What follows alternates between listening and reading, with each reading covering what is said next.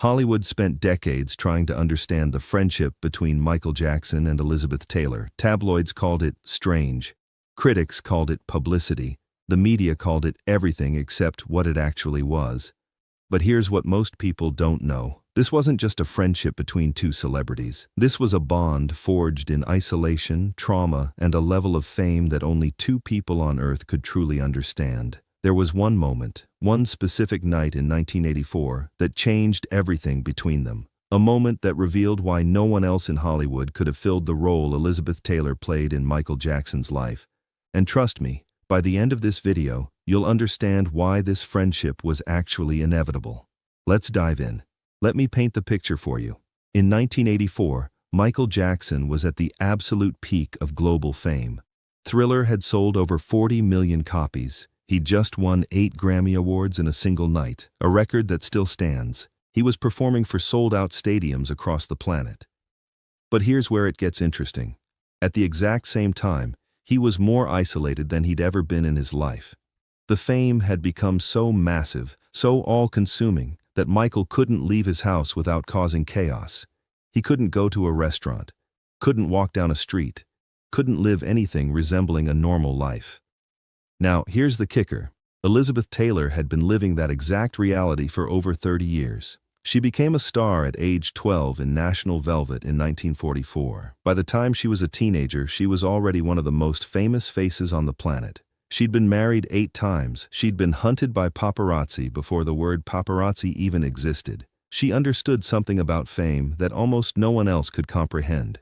The complete loss of privacy, the transformation from person to product, the suffocating weight of being a global icon. But that's not all. Both of them had something else in common that nobody talks about. Childhood fame that was stolen from them. Elizabeth Taylor started working at 10 years old. Michael Jackson started performing at 6. Neither of them had a normal childhood. Neither of them went to regular school, had regular friends, or experienced regular adolescence. They were both manufactured into entertainment products before they could even understand what was happening to them. Think about what that means. When Michael met Elizabeth, he wasn't just meeting another celebrity. He was meeting someone who'd walked the exact same path, felt the exact same isolation, and survived the exact same transformation. Here's where it gets deeply personal. Their first real connection happened at the 1984 Grammy Awards. Michael had just won 8 awards. The entire industry was celebrating him. But Elizabeth Taylor saw something nobody else noticed. She saw the exhaustion. She saw the pressure. She saw a 25-year-old man who'd been performing since he was a child and had never been allowed to just exist. After the ceremony, she approached him, not to congratulate him on the awards, not to take a photo. She wanted to talk privately, away from the cameras. She gave him her private phone number and told him to call her anytime he needed to talk to someone who understood. Now, most people would assume this was just a nice gesture from one star to another.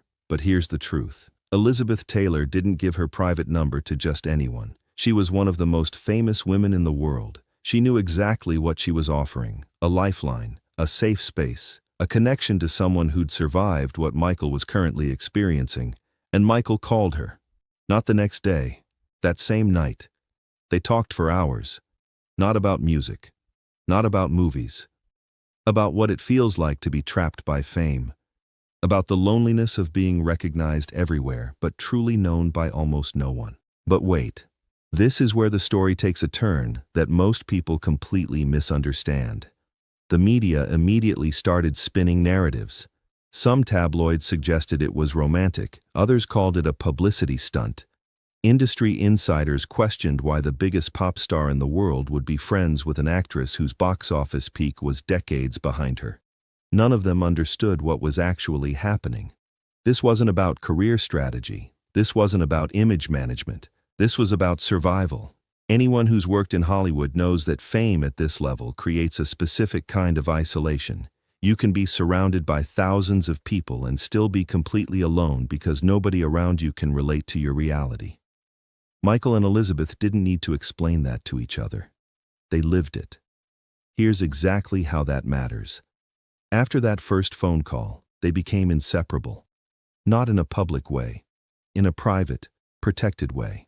Michael would visit Elizabeth's Bel Air estate late at night when no paparazzi were around. They'd watch old movies together. They'd talk about art, spirituality, the trauma of child stardom. Elizabeth introduced Michael to her collection of classic Hollywood films.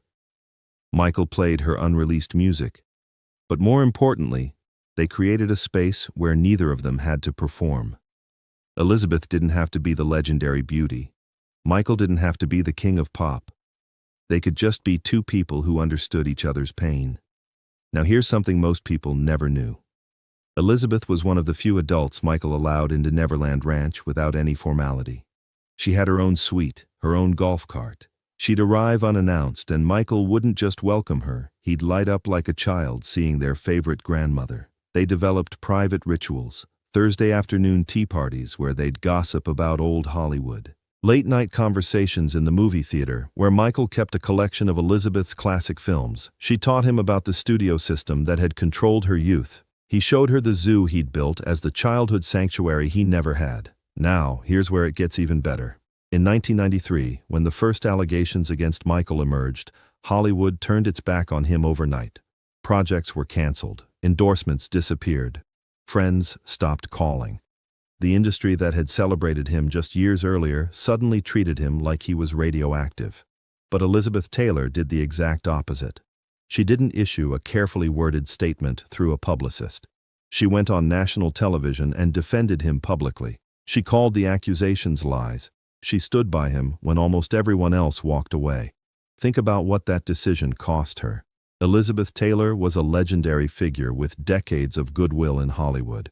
Defending Michael Jackson in 1993 was not a safe career move. She risked her own reputation, her own legacy, to stand by someone she believed in. This is where it gets deeply revealing about who Elizabeth Taylor actually was.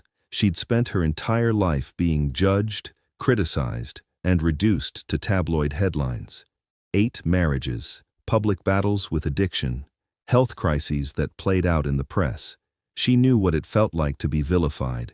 She knew what it felt like when the truth about your life gets buried under speculation and gossip. So when Michael faced the same treatment, she didn't hesitate. She recognized the pattern. She'd lived it herself. But that's not all.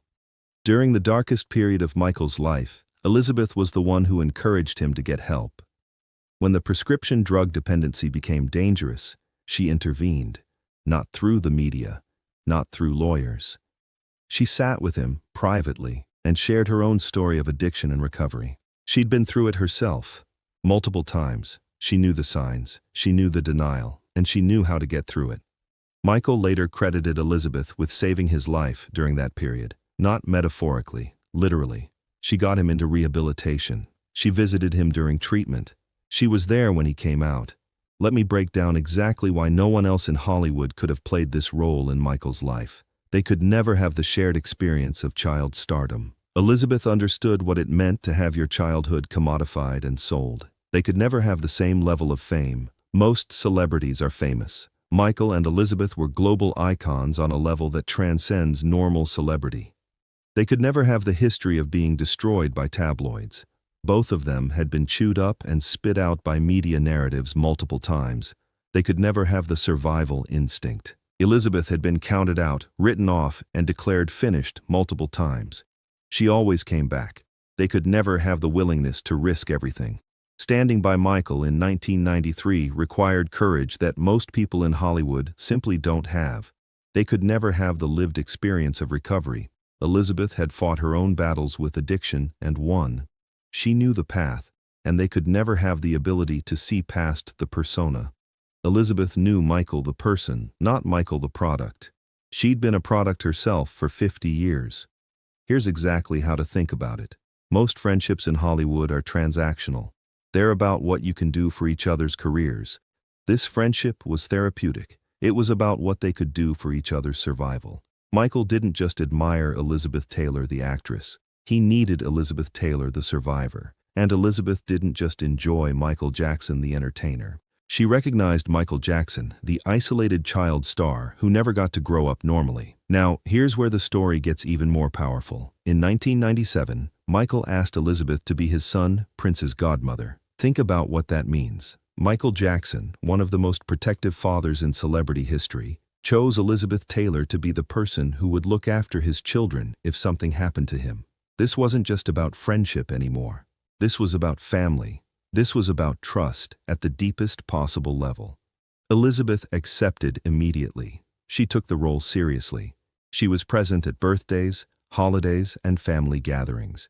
She became Grandmother Elizabeth to Michael's children. When Michael died in 2009, Elizabeth was one of the first people his family called. But wait, there's one more layer to this that most people never consider. Michael Jackson and Elizabeth Taylor were both incredibly generous philanthropists who rarely talked about it publicly. Elizabeth founded AMFAR, one of the first major AIDS research foundations, in 1985.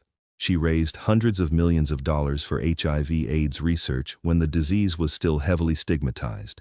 Michael donated hundreds of millions to various charities, often anonymously, throughout his entire career. They bonded over this shared value, the belief that fame should be used to help others, not just enrich yourself. They attended charity events together. They co-chaired fundraisers. They used their combined star power to raise awareness and money for causes they believed in. Here's the truth. The media spent decades trying to understand this friendship through a Hollywood lens.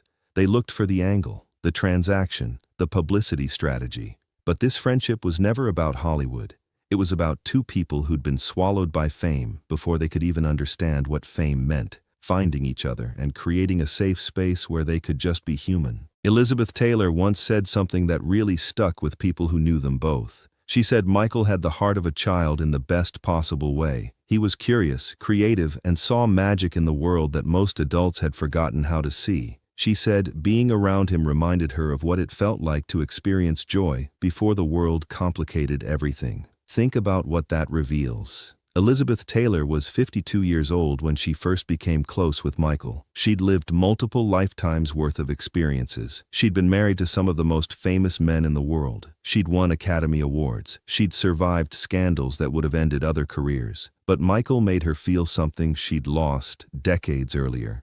Wonder, playfulness, the ability to be silly and creative without judgment. And Michael needed that from her too.